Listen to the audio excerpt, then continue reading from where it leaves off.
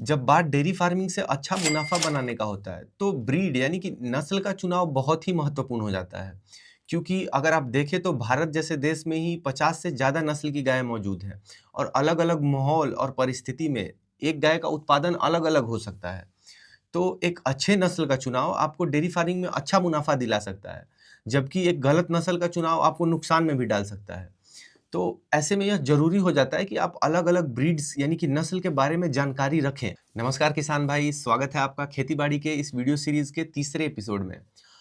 पहले एपिसोड में हमने जाना कि वो 7 बातें जिसके कारण डेयरी फार्म्स बंद होते हैं। दूसरे एपिसोड में हमने बात की कि ठंड के दिनों में अपने पशुओं की देखभाल कैसे की जाए। अगर अभी तक आपने वो दोनों वीडियोज़ को नहीं देखा है तो आप इस वीडियो को देखने के बाद वहाँ जाइए और वीडियोज़ को देखकर समझिए।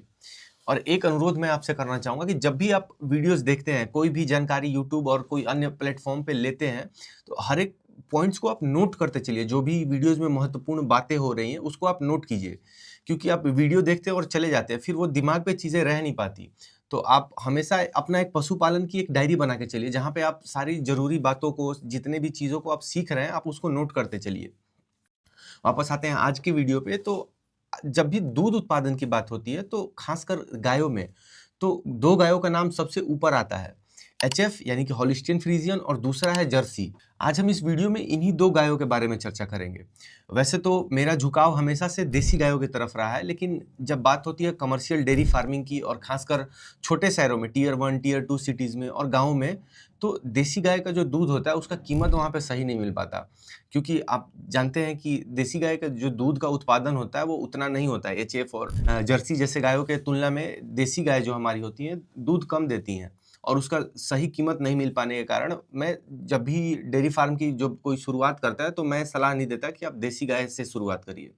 हाँ, ये ज़रूरी है कि आप अपने हर्ड्स में 1 या 2 देसी गाय को ज़रूर रखें और उनका अच्छे से संवर्धन करें। आज हम भारत में जितना भी दूध का उत्पादन कर रहे हैं, इसमें 60% से ज़्यादा दूध का उत्पादन हम लोग जर्सी, एचएफ और भैंस के योगदान से कर रहे हैं।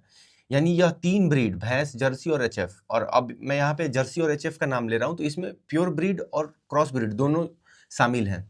तो इन 3 नस्लों के द्वारा ही हम 60% से ज़्यादा दूध का उत्पादन कर रहे हैं और बाकी 40% में बाकी हमारी देसी गाय और बाकी नस्लें आती हैं। तो आप देख सकते हैं कि कितना बड़ा इनका योगदान है हमारे जो टोटल दूध का प्रोडक्शन है इसमें। तो भैंस की हम बात किसी अन्य वीडियो में करेंगे। आज हम बात करेंगे कि जर्सी और एचएफ जो कि सबसे ज़्यादा दूध देने वाली गाय हैं, इन दोनों के बीच में अंतर क्या है? शुरुआत करते हैं ओरिजिन यानी कि उत्पत्ति के बारे में। इन गायों का उत्पत्ति कहाँ से हुआ? तो जर्सी की अगर बात करें तो जर्सी ताल्लुक रखती है इंग्लैंड के जर्सी द्वीप से, और ये जर्सी जो नाम है ये जर्सी आइलैंड पे ही पड़ा हुआ है कि इसका जर्सी नाम है। वहीं पे अगर एचएफ की बात करें तो एचएफ ताल्लुक रखती है नॉर्थ हॉलैंड और फ्रीजलैंड के आइलैंड से। फ्रीजलैंड यानी फ्रीजलैंड जो है यहाँ से फ्रीजियन आया हुआ है, हॉलिस्टियन फ्रीजियन। पहचान की अगर बात करें तो जर्सी लाइट ब्राउन कलर में होती है, हल्के भूरे कलर में होती है, येलोइश ब्राउन कलर में होती है, और इसकी पहचान जो होती है इसके सर से हो जाती है। ये छोटे, इसका जो सर होता है वो छोटे साइज का होता है। वहीं पे अगर एचएफ की बात करें तो एचएफ व्हाइट और ब्लैक पैचेज़ में आती है। व्हाइट और ब्लैक धब्बे में एचएफ आती है और देखने में ये दोनों में अंतर आसानी से पहचाना जा सकता है। एचएफ से एक सिमिलर गाय और भी होती है। एचएफ में एक होता है रेड और व्हाइट का पैचेज़, तो लोग उसको हमेशा एचएफ समझ लेते हैं। वो एचएफ नहीं होती, वो आयरशायर होती है। आयरशायर भी एक एचएफ के जैसी ही गाय की ब्रीड है जो कि स्कॉटलैंड से उसका नाता है और वो वहाँ से आई हुई है। भारत में एचएफ ज़्यादा देखने को मिलती है, आईएसआर बहुत कम देखने को मिलती है। अब साइज़ की बात करते हैं कि साइज़ दोनों का कैसा होता है। तो जो जर्सी होती है ये मीडियम साइज़ की गाय है। मतलब औसत देसी गाय से इसकी जो साइज़ होती है वो थोड़ा बड़ा होता है, लेकिन एचएफ के तुलना में छोटा होता है। और जो एचएफ है वो एकदम भारी भरकम बड़ी साइज़ की गाय होती है। अब सबसे ज़रूरी, दूध के उत्पादन में कौन 1 नंबर पे है? तो दूध के उत्पादन में आपको पता है दोस्तों कि दूध के उत्पादन में दुनिया में सबसे ज़्यादा दूध प्रोड्यूस करने वाली हॉलिस्टियन फ्रीजियन ही है, एचएफ गाय है। जो प्योर एचएफ गाय है ये लगभग 40 से 45 लीटर और 60 लीटर तक भी इसका रिकॉर्ड है। मतलब आप समझिए कि 24 घंटे में जो दूध का उत्पादन है वो 60 लीटर एक गाय, तो वो एचएफ ही है।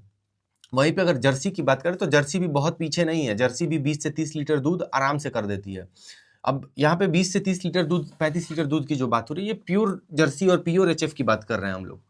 तो दूध के मामले में एक नंबर पे खड़ी है एचएफ, और इसके आसपास भी कोई ब्रीड नहीं पहुंच पाता। 60 लीटर दूध, 70 लीटर दूध का भी रिकॉर्ड है।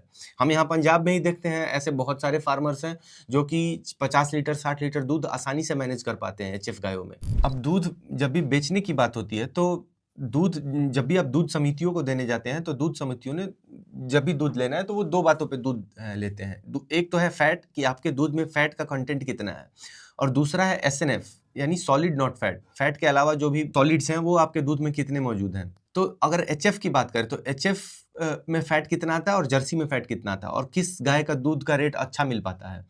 तो जब जर्सी की बात करते हैं तो जर्सी में 3, 3.5 के आज से लेके और 5% तक फैट पाया जाता है। अब ये जो स्केल है 3.5 से जो 5% का देख रहे हैं, और जब भी एचएफ की बात करेंगे तो एचएफ में 2.5 से 3%, 4% तक मिलता है। यानी एचएफ का जो फैट है ये जर्सी के तुलना में कम होता है। अब ये जो मैं स्केल आपको बता रहा हूँ 3, 3.5 से लेके 5 के बीच में जर्सी का, और जो एचएफ है उसका 2.5 से 4% के बीच में, तो ये फैट कम ज़्यादा होते रहता है अलग अलग गायों में। अब इसका पीछे का कारण होता है आपका खान पान, आप गाय को क्या खाने को दे रहे हैं उस हिसाब से वो अपना फैट निकालती है। लेकिन हाँ, रेंज यही रहता है, थोड़े बहुत ऊपर नीचे हो सकते हैं।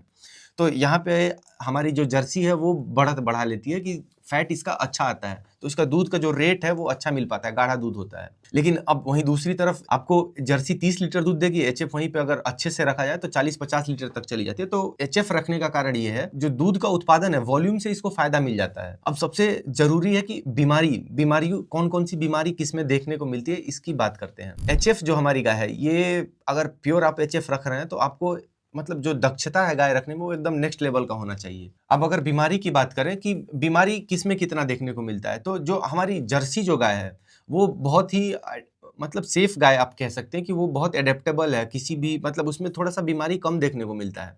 वहीं पे अगर आप एचएफ में देखें तो इनफर्टिलिटी, लैमनेस जो लंगड़ापन होता है वो, और मेस्टाइटिस के तो बहुत ही समस्या है।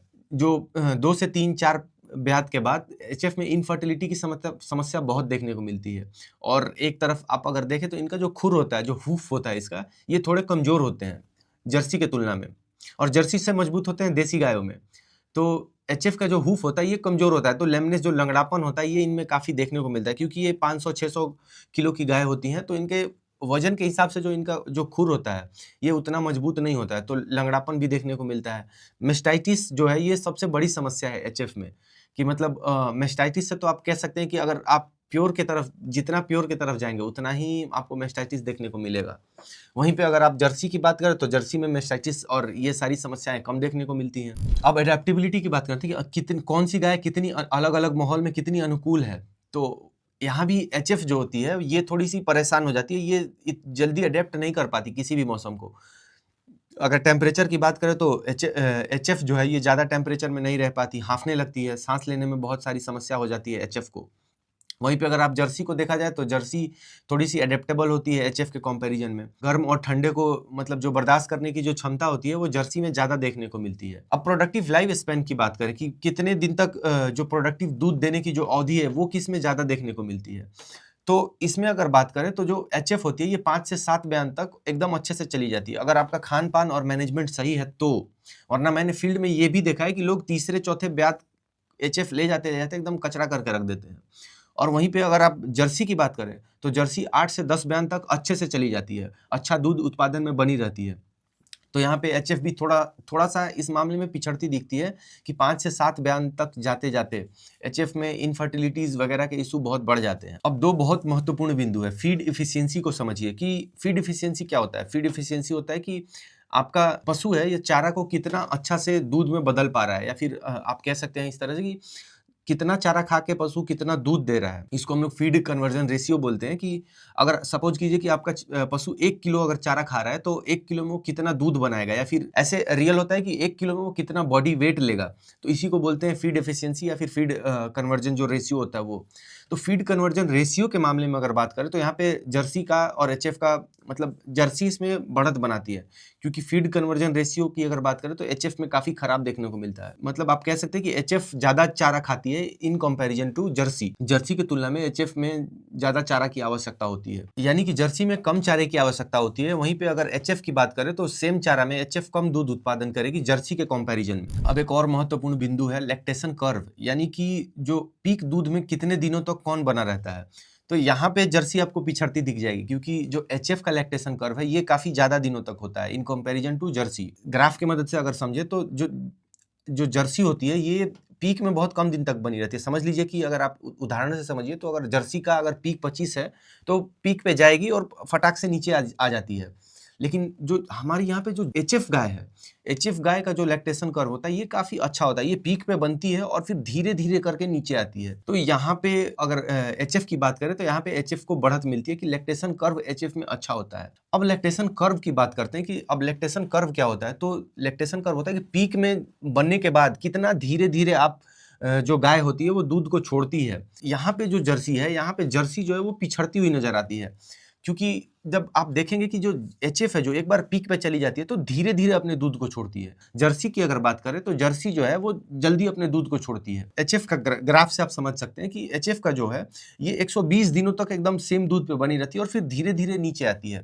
वहीं पे जर्सी जो है ये थोड़ा-सा तेज इसके एचएफ के कंपैरिजन में थोड़ा-सा तेज दूध छोड़ती है। तो ये तो हो गई एचएफ और जर्सी के बारे में जानकारी। अब बात करेंगे कौन सी गाय बेस्ट है, किसमें ज़्यादा मुनाफा हो सकता है। तो आपने जाना कि देखिए एचएफ जो है ये दूध ज़्यादा उत्पादन करती है। वहीं पे अगर जर्सी की बात करें तो जर्सी में फैट अच्छा आता है। देखिए अलग-अलग एनवायरनमेंट के हिसाब से अलग-अलग गाय बनी हुई है और इसमें आप अपने हिसाब से देखिए कि आपके पास कितना अनुभव है। अगर एचएफ की बात करें तो एचएफ आप प्योर रख सकते हैं और अच्छा मुनाफा भी कमा सकते हैं।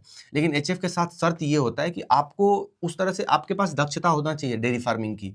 आपके पास नॉलेज होना चाहिए कि आप उस तरह का मैनेजमेंट का माहौल बना पाएँ और उस तरह का अगर आप मैनेजमेंट कर पाएँगे तो आपके लिए एचएफ गाय भी बहुत बढ़िया है। वैसे अगर आप डेयरी फार्मिंग की शुरुआत कर रहे हैं तो आपको शुरुआत जो है ये हमेशा जर्सी या फिर क्रॉस ब्रीड जो होती है, जो हमारी जो देसी नस्ल है उससे और जो एक्सोटिक है, जो बाहर से जो गाय लेकर आई गई हैं, उससे जो क्रॉस ब्रीड बनाया गया है, ये भारतीय ने जो क्लाइमेट इसमें काफ़ी अनुकूल रहती हैं। कौन सी गाय रखना बेहतर है? तो मेरी सलाह ये है कि आप देखिए, आप अगर शुरू करना चाहते हैं तो आप क्रॉस ब्रीड के गाय से या फिर जर्सी से शुरुआत करिए। धीरे-धीरे आप एक्सपीरियंस गेन करते जाइए कि कैसे मैनेजमेंट करना है और कैसे चीज़ों को सँभालना है और धीरे-धीरे आप एचएफ की तरफ बढ़िए। और हो सके तो आप हमेशा अपने जो फार्म है उसपे मिक्स ब्रीड हमेशा रखा कीजिए। कुछ आप देसी गाय रखिए, कुछ जर्सी रखिए और कुछ एचएफ रखिए। तो इससे क्या होता है कि इससे जो आपका दूध का जो कंसिस्टेंसी है वो बना रहता है, आपका फैट परसेंटेज भी अच्छा आएगा, दूध का उत्पादन जो है वो भी अच्छा आएगा। तो डेयरी फार्मिंग में सफलता के लिए नस्ल का चुनाव बहुत ही ज़रूरी हो जाता है। जर्सी और एचएफ दोनों की अपनी कुछ खूबियाँ हैं तो कुछ कमज़ोरी भी हैं। आप अपने हिसाब से इसका चुनाव कीजिए कि आपके लिए कौन-सा गाय सूटेबल है। अपनी चारा की उपलब्धता, अपने नॉलेज, जलवायु के हिसाब से आप गाय को चुनिए और उसके हिसाब से आप अपनी डेयरी फार्मिंग की शुरुआत कीजिए। और अगर आपके पास एक्सपीरियंस है तो आप एचएफ की तरफ जाइए।